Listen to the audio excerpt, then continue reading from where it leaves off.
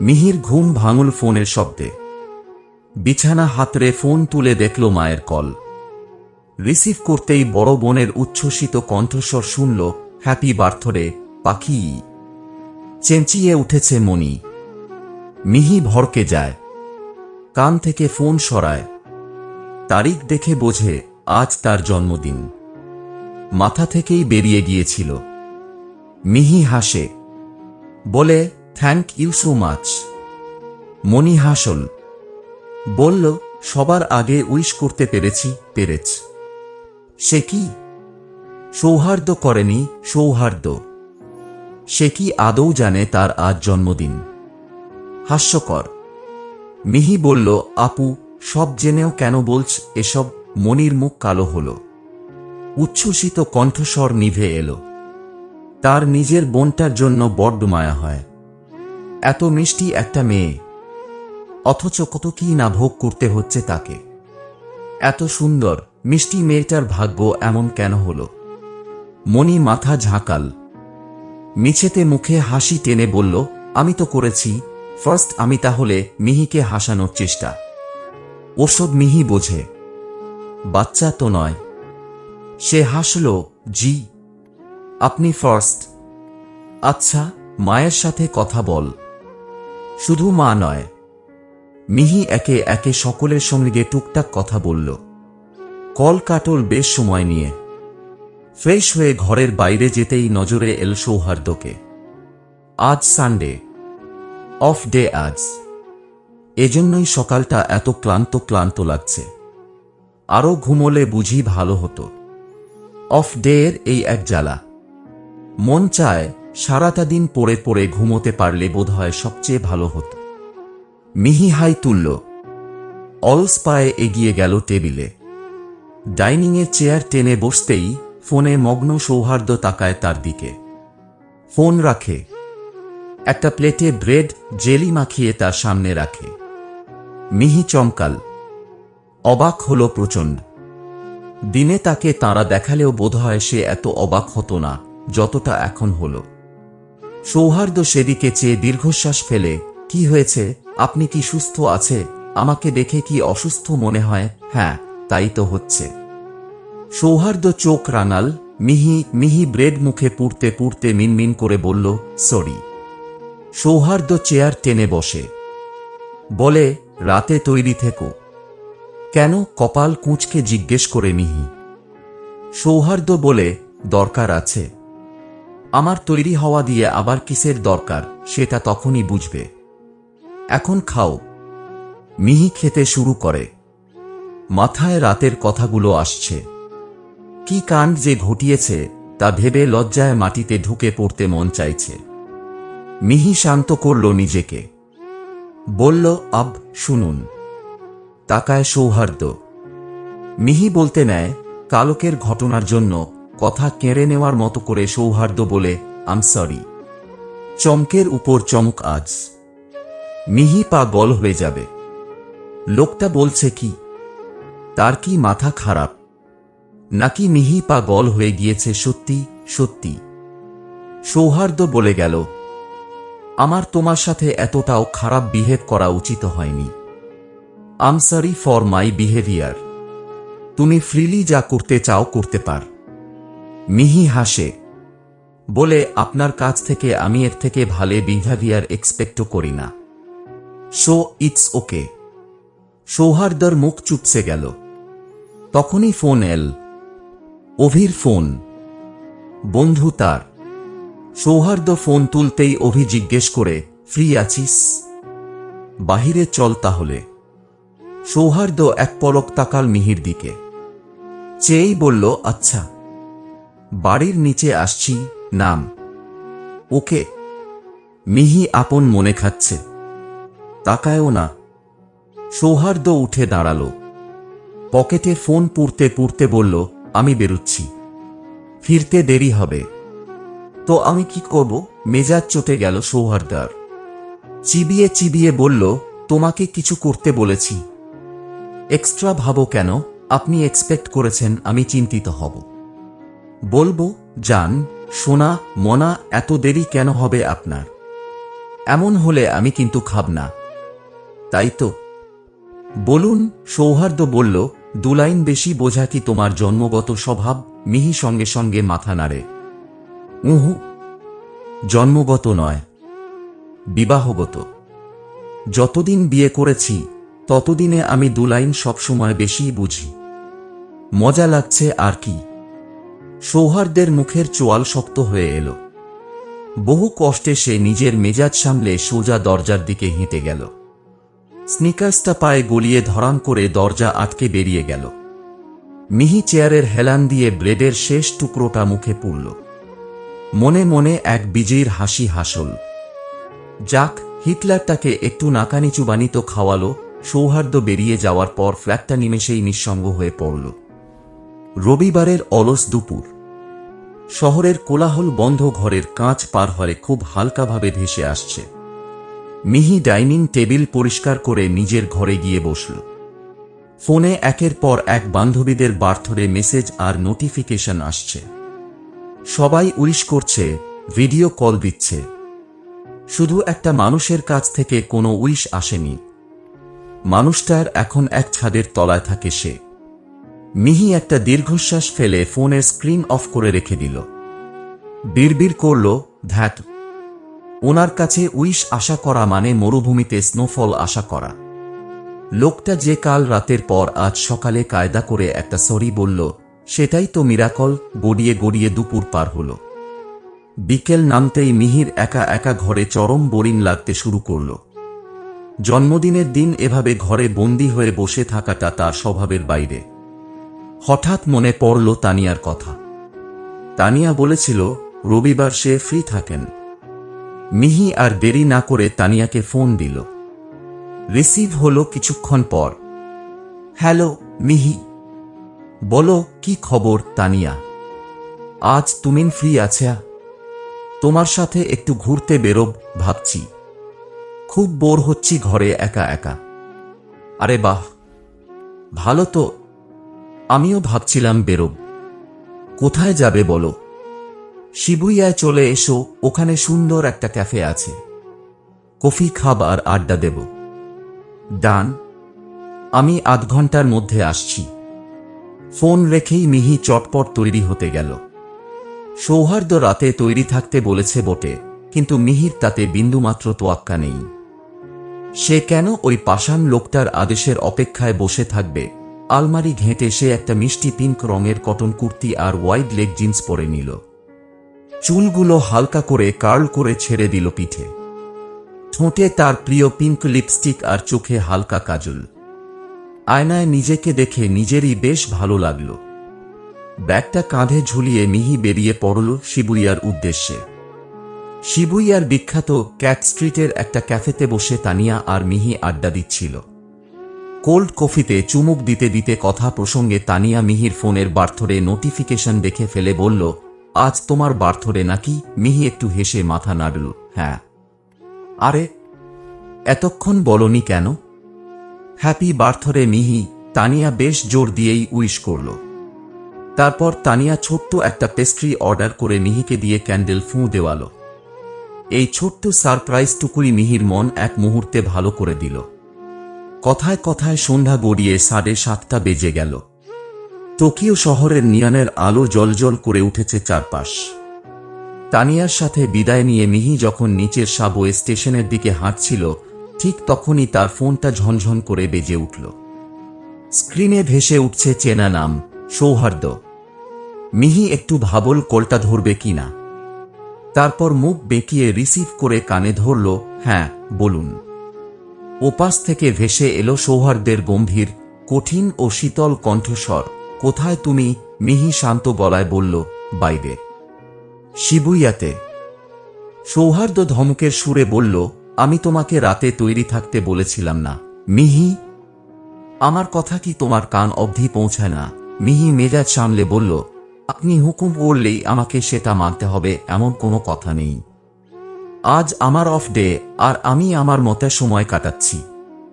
এখন আমি ব্যস্ত, বাড়ি ফিরে কথা বলবো। তুমি শিবুইয়ার ঠিক কোথায় আছো? লোকেশন পাঠাও। আমি আসছি। মিহি কপাল কুঁচকে বলল, কেন? কেন আসবেন? আমি একাই বাড়ি ফিরতে পারবো। সৌহার্দ্য মিহির কথা কেটে গম্ভীর গলায় বলল, লোকেশন পাঠাও মিহি, বাড়াবাড়ি করো না। আর মাত্র 15 মিনিট পর 8টা বাজবে। Just send me the location. খট করে ফোনটা কেটে গেল। মিহি ক্ষোভে পাঠুকল। এই লোকটার সাথে জেদ ধরে লাভ নেই, অনর্থক রাস্তায় দাঁড়িয়ে নতুন নাটক তৈরি হবে। অগত্যা সে তার কারেন্ট লোকেশনটা হোয়াটসঅ্যাপে সৌহার্দ্যকে পাঠাল। মিহি দাঁড়িয়েছিল, অমনি তার সামনে একটা গাড়ি এসে থামল। সৌহার্দ্যার। মিহি সেদিকে চেয়ে এগুলো। সৌহার্দ্য বেরিয়ে এল তাড়াহুড়ো করে। মিহিকে দেখেই রেগেমেগে বলল, আমাকে জানাবে না বেরিয়েছ তুমি? এভাবে বেরিয়ে যায় কে? কিছু হলে হলো। আপনার কি আমারই সব? মিহি চমকায় ঢের, কপাল কুঁচকায়। সৌহার্দ্য তার হাত টেনে গাড়িতে বসায়। মিহি সিটে লেপ্টে যায়। কিছুক্ষণ পর নজরে আসে গাড়ি বাড়ির দিকে যাচ্ছে না, অন্যদিকে যাচ্ছে। মিহি অবাক হয়ে বলে, এই, আপনি কোথায় যাচ্ছেন? সৌহার্দ্য জবাব দেয় না। অনেকবার একই প্রশ্ন করলেও উত্তর না আসায় মিহি বিরক্ত হয়ে আর কিছু জিজ্ঞেসই করল না। তক্ত মেজাজে মুখে কুলুপ এঁটে বসে। গাড়ি থামল একটা হোটেলের সামনে। মিহি কপাল কুঁচকে দেখল শুধু। সৌহার্দ্য নেমে গেলে সেও নামল। পিছু পিছু ভেতরে গেল। সৌহার্দ্য একটা রুম বুকিং করিয়েছে আগেই। এবারে চাবি নিল। মিহি বুঝছে না কিছুই। হচ্ছে কি এখানে? এসব কি? তাকে কেন এখানে আনা হয়েছে? লোকটা কি তাকে পাচার করার কথা ভাবছে? অচেনা দেশে কিছু না চেনার সুযোগ হাতিয়ে তাকে পাচার করে দিবে কোথাও। ভাবনা মাথায় আসতেই শরীর হিম হয়ে যায় মিহির। ঢোক গিল শুষ্ক। লিফটে উঠে মিহি জিজ্ঞেস করে, এখানে কেন এনেছেন? জবাব আসে না। মিহি অধৈর্য হয়, বলুন তো। লিফটের দরজা খুললে বেরুল সৌহার্দ্য। মুখ নির্বিকার। মিহি পিছু এল। দরজা খুলতে থাকা সৌহার্দ্যকে বকেই গেল, দেখুন, আপনি যদি উল্টোপাল্টা কিছু করার চেষ্টা করেন। আমি একটা ব্যাগ বাড়িয়ে দিল সৌহার্দ্য। বকবকানি থামে মিহির। কপাল কুঁচকে তাকায়। সৌহার্দ্য বলে, শিগগিরই রেডি হবে। বেরিয়ে যায় ফের। মিহি ব্যাগ খুলে দেখল চমৎকার একখানা শাড়ি। সে বেশি ভাবতে পারল না। মাথা কাজ করল না। ও শাড়ি পরে নীল শিগগিরি। বেশ সুন্দর শাড়িটা, কালো রঙের। ব্লাউজের লং স্লিভ দুটো ফুলো ফুলো, সুন্দর লাগছে ভারী। মিহি তৈরি হয়ে বাইরে এলো। একটা মেয়ে এসে তাকে নিয়ে গেল রুফটে। সেখানে চমৎকারভাবে চারপাশ ডেকোরেট করা। একটা টেবিল সাজানো, ফুলের পাপড়ি, ক্যান্ডেল, সবের মাঝে সুন্দর একটা চকলেট কেক রাখা। মিহি দেখল, চমকাল। মেয়েটা চলে গিয়েছে। মিহি ঘুরে ঘুরে চারপাশটা দেখল। বেশ কিছুক্ষণ পর পেছনে একটা শরীরের অস্তিত্ব টের পেল। সে থতমত খেয়ে পিছে তাকায়। সৌহার্দ্য দাঁড়িয়ে। হাঁপ ছেড়ে দেয় মিহি। সৌহার্দ্যার হাতে ফুল, সানফ্লাওয়ারের বুকে। মিহি জিজ্ঞেস করল, ফুল কার জন্য? আমার আরো 14 জন বউ আছে, তাদের জন্য। তারা জবাব পেয়ে মিহি ফুঁসে উঠল ভেতরে ভেতরে। সৌহার্দ্য বলে, অবশ্যই তোমার জন্য। নাও তো এবার। মিহি হাত বাড়িয়ে সানফ্লাওয়ারের বুকেটা নিল। বুকের কাছে জড়িয়ে ধরে চোখ বুঁজে ঘ্রাণ নীল ফুলের। কানের কাছে শূন্য মিষ্টি কণ্ঠের 3টে চমৎকার শব্দ, শুভ জন্মদিন মিহিকা। মিহি চমকাল। আপনি জানতেন আমার জন্মদিন? মিহি অবাক হয়ে জিজ্ঞেস করল। সৌহার্দ্য ইতস্তত বোধ করে, বলে, মা জানিয়েছিল। মিহির উজ্জ্বল মুখ দপ করে নিভল।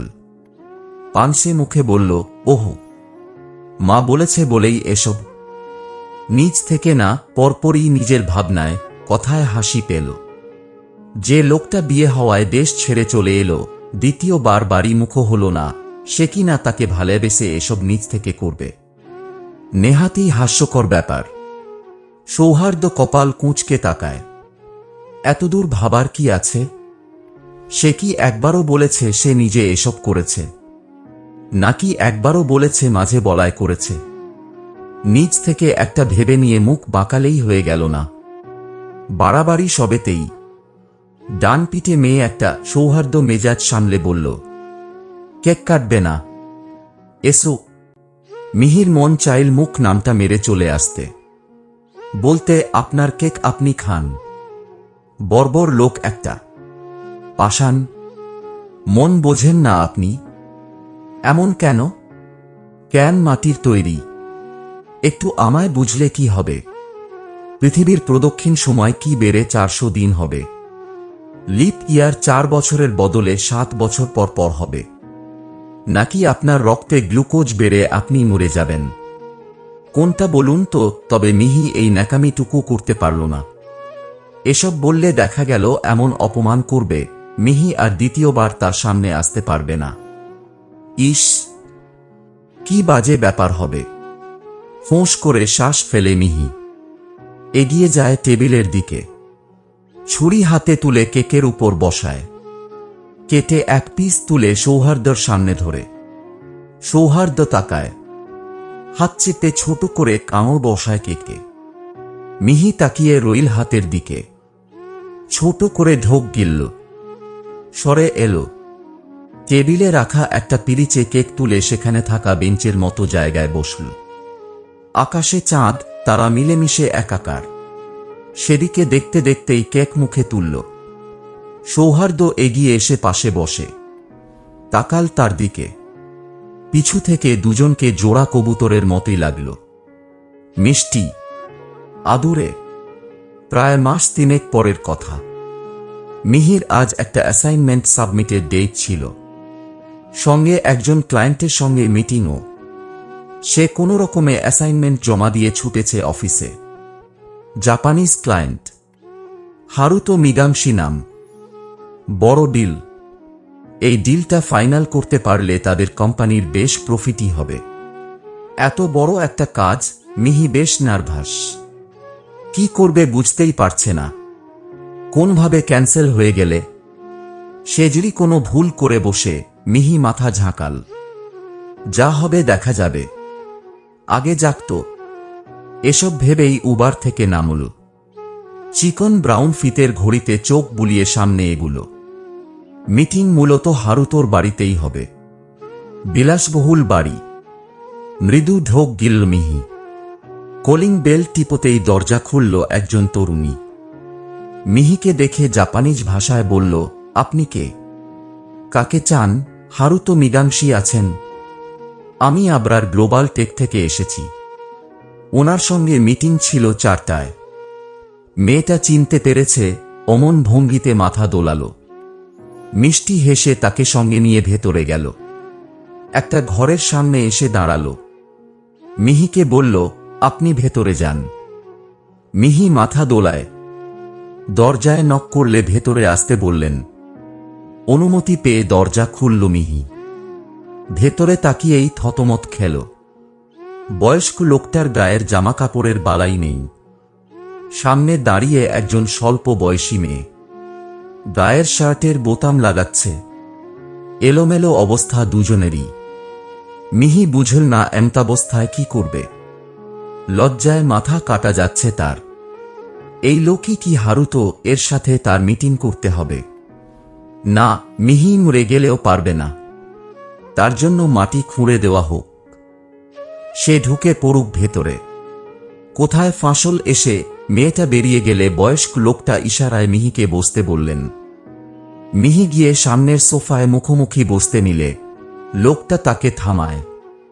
নিজের পাশের সোফায় বসে বলে। মিহি ঢোক গিলল। পায়ে পায়ে এগিয়ে গিয়ে বসল। মিহি মৃদুস্বরে বলল, ওহাইও গোজাইমাস। হারুতো হাসে। প্রত্যুত্তরে কেমন করে তাকায়। মিহির গায়ে জ্বালা ধরে গেল ওতেই। সামনের গ্লাস তুলে মাথা ফাটিয়ে দিতে মন চাইল। তার স্বামীও এমন কোন জোর তার উপর দেয়নি যেমনটা এই বুড়ো লোকটা দিচ্ছে। অসভ্য কোথাকার। মিহি ফাইল সামনের সেন্টার টেবিলে রাখে। বেশ সময় নিয়ে সব দেখিয়ে এক্সপ্লেইন করে নমনীয় গলায় বলল, স্যার, আপনি যদি অ্যাপ্রুভাল দিতেন খুব ভালো হতো। এখানে আমরা উভয় পক্ষই লাভবান হব। আশা করি আপনি বুঝছেন। হারুতো বললেন, অবশ্যই, লাভবান তো হতেই হবে। বলতে বলতে হাত রাখলেন মিহির কাঁধে।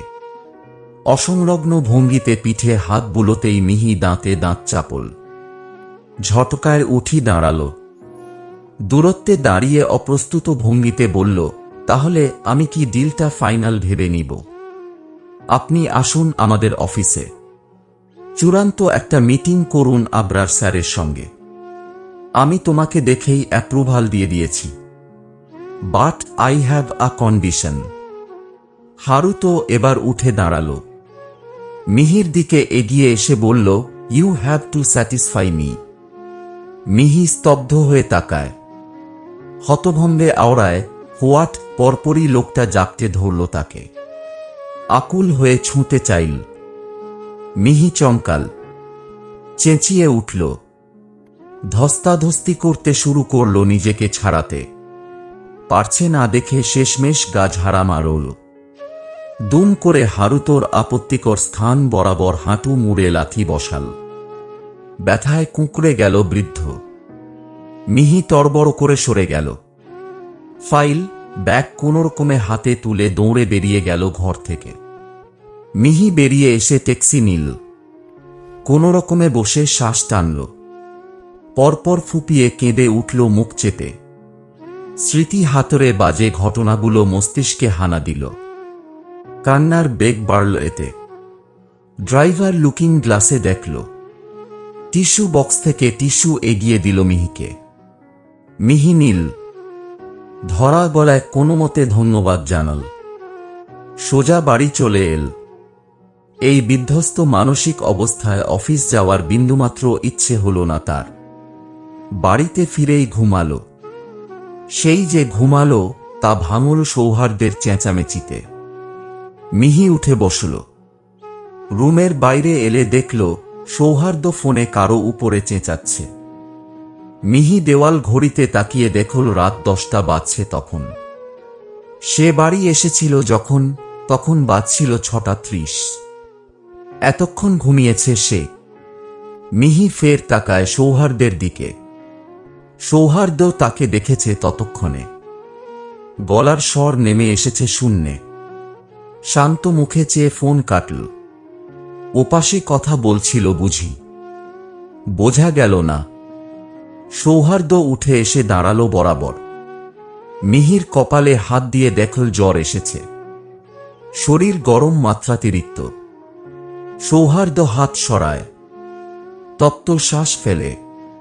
আলগোছে ধরে তার হাত। মিহি ছাড়াতে চেয়েও ছাড়াল না। সৌহার্দ্য তাকে টেনে এনে সোফায় বসায়। নিজে হাঁটু মুড়ে রসে মেঝেতে। হাতের উপর নিজের গাল রাখল। পরপর দুটো চুমু খেল।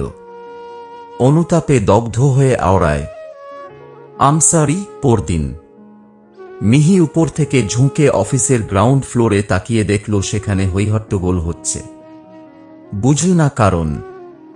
কপাল কুঁচকে এল।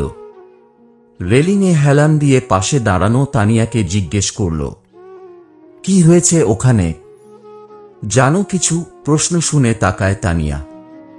বলে, না তো। কে জানে কি হলো। মিহি তাহিয়ার সাথে নিচে নেমে এলো। সামনে এগিয়ে যেতেই বুঝল একজন মহিলা চেঁচামেচি করছে। মিহি জিজ্ঞেস করল, কি হয়েছে এখানে? মহিলাটির নজর তার উপর পড়ল। উনি রীতিমতো তেড়ে ফুঁড়ে এলেন মিহির দিকে। মিহি চমকে গেল। ত্রস্ত সরে দাঁড়াল। আশ্চর্য হয়ে বলল, আপনি এমন কেন করছেন? কি হয়েছে? আমার স্বামীকে সিডিউস করে তার ব্যবসা লাটে তুলে এখন তুমি বলছ কি হয়েছে? অসভ্য মেয়ে, কি যাতা বলছেন? আমি কেন এমন করব? মহিলাটি আরো রাগলেন। বললেন, কি সব? তাই না? তুমি এতদিন হারুতোর সাথে মিটিংয়ের বাহানায় বাড়িতে যাওনি, মিহি এতক্ষণে বুঝল ইনি হারুতোর স্ত্রী। সে রাগটুকু গিলল, বলল, আপনার ভুল হচ্ছে, এমন কিছুই আমি করিনি। আপনি যেমন ভাবছেন তেমনি নয়। আপনার স্বামী আমাকে মলেস্ট করতে চেয়েছিলেন, আমি বেঁচে এসেছি। মহিলাটি উপহাসের হাসি হাসলেন, তার চোখ থেকে যেন আগুন ঝরছে। তিনি এগিয়ে এসে উঁচু গলায় চিৎকার করে উঠলেন, মোলেস্ট? সিরিয়াসলি? তুমি নিজের ওকে ফাঁদে আটকে কাজ হাসিল করতে চাওনি? আমার স্বামী 60 বছরের প্রবীণ একজন ব্যবসায়ী। ওনার নামে আজও পর্যন্ত কোনো দুর্নাম কেউ দিতে পারেনি, আর তুমি এক কালকের ছুকরি এসে ওনার জীবনের সব অর্জন মাটি করে দিলে। ওনাকে আজকে পুলিশ এসে ধরে নিয়ে গেল, সব অ্যাকাউন্ট ফ্রিজ হয়ে গেল, আর তুমি সাধু সাজছ। অফিসের চারপাশে তৎক্ষণে সব এমপ্লয়িরা জড়ো হয়ে গেছে। তানিয়া মিহির পাশে এসে শক্ত করে তার হাত চেপে ধরল। নিচু স্বরে বলল, মিহি, শান্ত থাকো, উনি যা তা বলছেন। কিন্তু মহিলাটি থামার পাত্রী নন। তিনি মিহির দিকে আঙুল উঁচিয়ে বলতে লাগলেন, তোমার মতো মেয়েদের জন্যই আজ বড় বড় কোম্পানির নাম ডোবে। মিস্টার আবরারের অফিসে কাজ করো বলে ভাবছ পার পেয়ে যাবে। আমি তোমাকে আর তোমার এই আবরার গ্লোবাল টেককে কোর্টে টেনে নিয়ে যাব। মিডিয়ার সামনে তোমার এই মুখটা তুলে ধরব। মিহির গা রি করে উঠল। ও বুকে হাত গুঁজে দাঁড়ায়, শক্ত গলায় বলে, আপনার স্বামীকে পুলিশ কেন ধরে নিয়ে গেছে সেটা আমাকে না জিজ্ঞেস করে পুলিশের কাছে গিয়ে খোঁজ নিন। উনি যা করেছেন তার প্রমাণ নিশ্চয়ই পুলিশের কাছে আছে। আর আমাকে অপমান করার আগে নিজের স্বামীর আসল রূপটা জানার চেষ্টা করুন। মিথ্যে নাটক বন্ধ করে এখান থেকে যান, নইলে আমি লিগ্যালি অ্যাকশন নিতে বাধ্য হব। কি বললে তুমি? এত বড় সাহস? মহিলাটি হাত উঁচিয়ে মিহির দিকে তেড়ে এলেন মারমুখী হয়ে। মিহি চোখ বুজে তৈরি হচ্ছিল আঘাতের জন্য, কিন্তু কোনো আঘাত তার গায়ে লাগল না। হঠাৎ করেই একটা শক্ত ইস্পাতের মতো হাত বাতাসে ভেসে আসা মহিলাটির কবজি শূন্যেই চেপে ধরল। চারপাশ এক মুহূর্তে শান্ত হয়ে গেল। মিহি চোখ খুলে তাকাল। তার পাশে এসে দাঁড়িয়েছে সৌহার্দ্য আবরার। পরনে কালচে ছাই রঙের স্যুট, নিখুঁত চেহারা, চোখে জ্বলছে এক হিমশীতল ভয়ানক ক্রোধ। তার হাতের মুঠোয় মহিলাটির কবজি এমনভাবে আটকানো যে মহিলাটি যন্ত্রণায় মুখ কুঁকড়ে ফেললেন। সৌহার্দ্য অত্যন্ত ধীর, কিন্তু প্রতিটা শব্দ পাথরের মতো ভারী গলায় বলল, আমার অফিসে এসে আমার এমপ্লয়ির ওপর হাত তোলার সাহস আপনাকে কে দিল, মিসেস মীনাক্ষী? মহিলাটি যন্ত্রণায় হাঁপাতে হাঁপাতে বললেন, মিস্টার আবরার, আপনি জানেন না এই মেয়েটা কি করেছে? ও হারুতোকে। Stop it! সৌহার্দ্য বজ্রকণ্ঠে গর্জে উঠল। সকলে কেঁপে উঠল যেন। সৌহার্দ্য হাতটা এক ঝটকায় ছেড়ে দিল।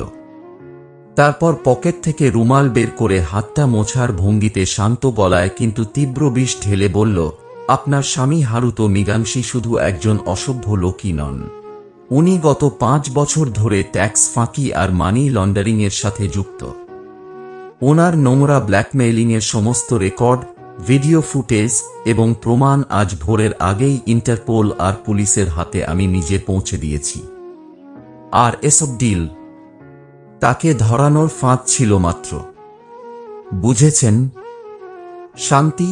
কথাটা শুনে মিসেস মীনাক্ষীর মুখ এক মুহূর্তে ফ্যাকাশে হয়ে গেল। সৌহার্দ্য বেশ দাপুটে স্বরে বলে, আপনার স্বামী যাকে স্পর্শ করার দুঃসাহস দেখিয়েছে, she is not just an employee, she is my wife, Miheeka Abrar. পুরো ফ্লোরে যেন একসাথে কয়েক মানুষের দম আটকে গেল। তানিয়া বিস্ময়ে হা হয়ে মিহির দিকে তাকাল। মিহি নিজেও স্তব্ধ হয়ে সৌহার্দ্যের মুখের দিকে চেয়ে রইল। সৌহার্দ্য চোখের পাতা না ফেলে মিসেস মীনাক্ষীর চোখের দিকে তাকিয়ে বলে চলল, আমার স্ত্রীর দিকে আঙুল তোলার মাসুল আপনার স্বামীকে সারা জীবন জেলে পচে দিতে হবে। আর আপনি যদি এখনই এখান থেকে না যান, তবে আগামী 5 মিনিটের মধ্যে মানহানির মামলায় আপনাকেও পুলিশের গাড়িতে উঠতে হবে। উনি আর এক মুহূর্ত দাঁড়ানোর সাহস পেলেন না। ভয়ে অপমানে শরীর কাঁপতে কাঁপতে তিনি অফিসের মূল দরজা দিয়ে বেরিয়ে গেলেন। এয়াত্রায় সৌহার্দ্য সকলের দিকে তাকায়। মিহির কাঁধ চেপে তাকে নিজের কাছে এনে দাঁড় করাল। অমনি জড়িয়ে ধরে বলল, meet my wife Mihika Souhardya Abrar. বোমা ফেটেছে যেন। সকলে হতবাক, বাকরুদ্ধ। কি বলবে বুঝছে না। হচ্ছেটা কি? এই মেয়েটা তাদের বসের স্ত্রী। সকলে মুখ চাওয়াচাওয়ি করল। সৌহার্দ্য নিজেই বলল, বিয়েটা হুট করে হয়েছিল, কাউকে বাইরে তেমন জানাইনি। এখন জানাচ্ছি, মিহি ইজ মাই ওয়াইফ। বলতে বলতে মিহির দিকে তাকাল। মিহির চোখ দুটো জলে টলমল করছে। সেখানে ভাসছে বিস্ময়ে আরেক অজানা আবেগ। সৌহার্দ্য মিহির দিকে হাত বাড়িয়ে দিল। শান্ত কিন্তু অধিকার বোধে পূর্ণ কণ্ঠে বলল, চলো।